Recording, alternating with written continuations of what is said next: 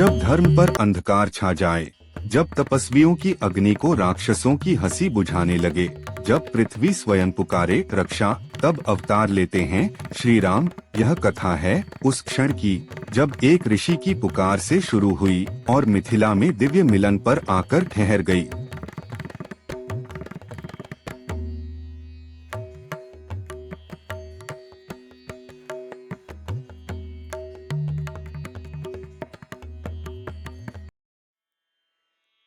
वनों में ऋषिमुनि यज्ञ कर रहे थे, वेद मंत्र गूंज रहे थे, अग्नि प्रज्वलित थी। तभी आकाश से गूंजती भयावह गर्जना, राक्षसों ने आक्रमण कर दिया। मांस हड्डियां यज्ञ अग्नि में फेंकी जाने लगी। मंत्र रुक गए, अग्नि बुझने लगी, ऋषि भयभीत हो उठे। ताड़का, मारीच, सुबाहु वन को आतंकित कर चुके थे। तब सभी ऋषि एक ही नाम लेने लगे, विश्वामित्र। महर्षि विश्वामित्र ने निर्णय लिया, अब अधर्म का अंत होगा। वे पहुंचे अयोध्या, राजा दशरथ के दरबार में। राजन, मेरे यज्ञ को राक्षस नष्ट कर रहे हैं, मुझे आपकी सेना नहीं, आपके पुत्र राम चाहिए। दशरथ स्तब्ध रह गए, राम अभी बालक हैं, मैं स्वयं सेना लेकर चलूंगा। तभी विश्वामित्र बोले, राजन, यह कोई साधारण बालक नहीं, यह धर्म की रक्षा के लिए जन्मा है।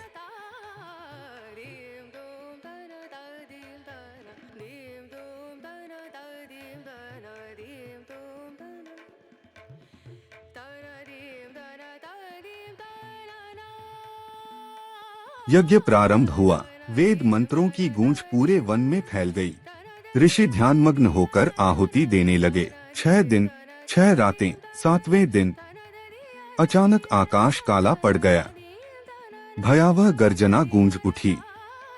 मारीच, सुबाहु, आकाश से हमला, रक्त और मांस अग्नि में फेंके जाने लगे। राम ने धनुष उठाया, प्रत्यंचा की टंकार पूरे वन में गूंजी। दिव्य अग्निबाण छोड़ा, सुबाहु मारा गया। राक्षस सेना घबराकर पीछे हट गई। दूसरा बाण चला, मारीच दूर समुद्र में जा गिरा। आकाश शांत हो गया। यज्ञ अग्नि फिर स्थिर हुई। यज्ञ पूर्ण हुआ। ऋषियों ने आशीर्वाद दिया। धर्म की विजय हुई। वन में प्रवेश करते ही चारों ओर भयावह सन्नाटा। विश्वामित्र बोले, राम, यही ताड़का का वन है। अचानक धरती कांप उठी। विशाल राक्षसी प्रकट हुई। ताड़का ने गर्जना की। क्षण भर संकोच। गुरुदेव, यह स्त्री है। विश्वामित्र बोले, धर्म के मार्ग में स्त्री पुरुष नहीं, अधर्म ही शत्रु है। राम का बाण चला, ताड़का धराशायी हुई। ताड़का के वध के बाद वन में शांति लौट आई। ऋषि विश्वामित्र प्रसन्न हुए। उन्होंने राम को पास बुलाया। हे राम, अब मैं तुम्हें दिव्य अस्त्र प्रदान करता हूँ। एक एक कर राम को सौंपे गए। राम ने विनम्र होकर उन्हें स्वीकार किया।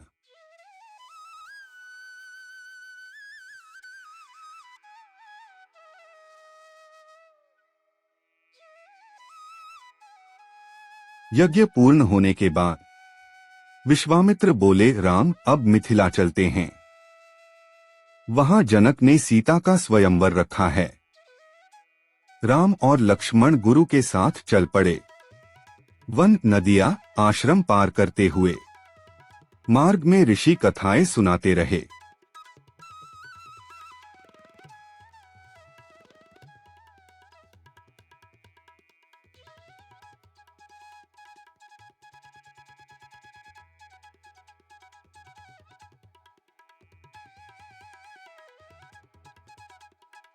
मिथिला जाते समय एक निर्जन आश्रम।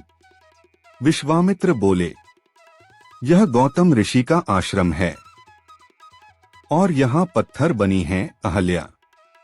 कभी वे अप्सरा समान सुंदर थीं। इंद्र ने छल किया। ऋषि गौतम ने श्राप दिया, तुम पत्थर बनोगी। जब राम के चरण स्पर्श करेंगे तब मुक्त होगी।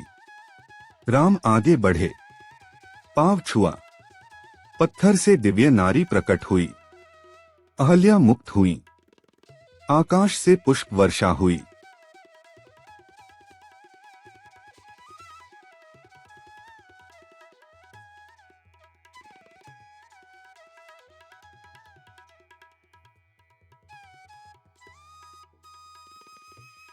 दूर से मिथिला नगरी दिखाई दी, उत्सव से सजी हुई नगरी। तीनों स्वयंवर देखने आगे बढ़े।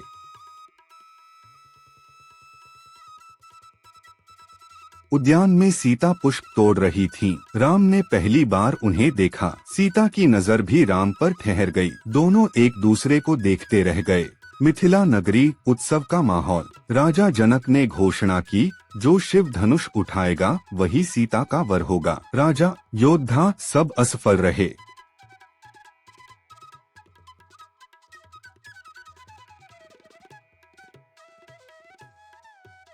राम आगे बढ़े, धनुष उठाया, धड़ाम, धनुष टूट गया। सीता ने राम को देखा, राम ने सीता को। जैसे समय ठहर गया, दो दिव्य आत्माओं का मिलन। सीता ने वरमाला पहनाई, देवताओं ने पुष्प बरसाए।